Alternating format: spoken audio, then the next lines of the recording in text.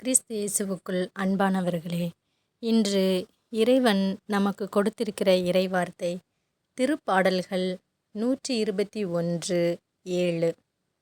ஆண்டவர் உம்மை எல்லா தீமையினின்றும் பாதுகாப்பார், அவர் உம் உயிரை காத்திடுவார்.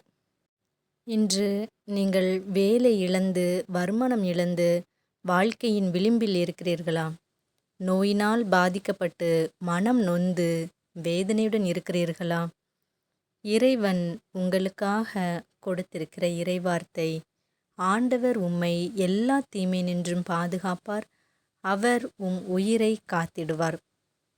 நமக்கு எத்தனை கஷ்டங்கள் சோதனைகள் வந்தாலும் தேவன்தான் நம் பாதுகாப்பு. நம் வாழ்க்கை, மனநிலை, நம் நம்பிக்கை எல்லாவற்றையும் அவர் காத்திடுவார்.